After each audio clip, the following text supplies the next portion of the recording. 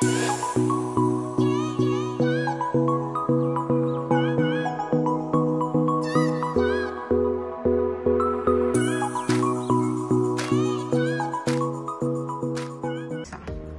好，我係雲影台嘅 Matthew。今日我想同大家介紹一個我好中意食嘅飯，叫三文魚野菌炊飯。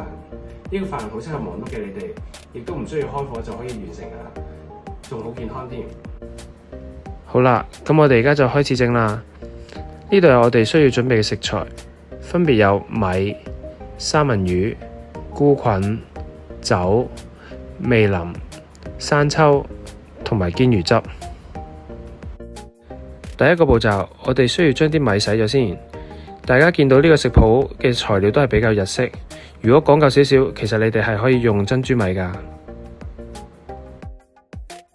洗完米之後，我哋就要處理個三文魚。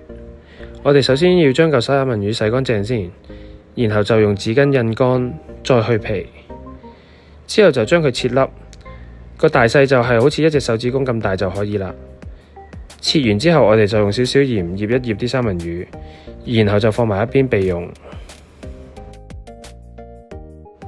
下一步，我哋就需要處理啲菇菌啦。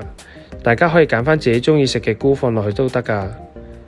今次我自己就揀咗半菇，我就建議大家都係揀返啲長形或者細細粒嘅菇會比較好啲。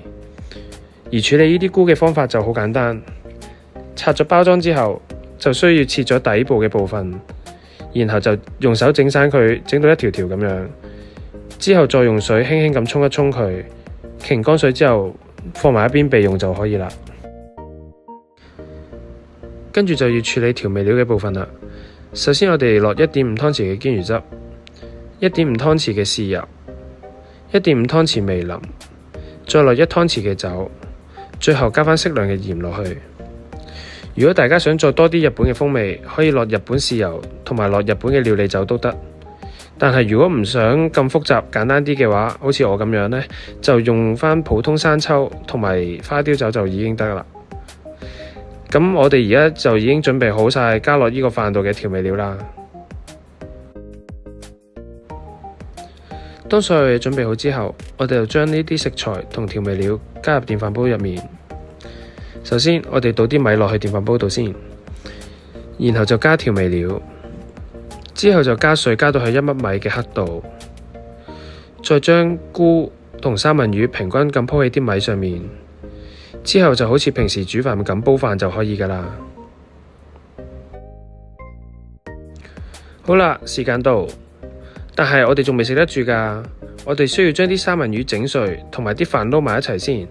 之後多5分鐘先至可以食。5 minutes later， 咁跟住呢個飯就完成㗎喇，係咪好簡單呢？大家都快啲跟住呢個食譜一齊快啲去整啦！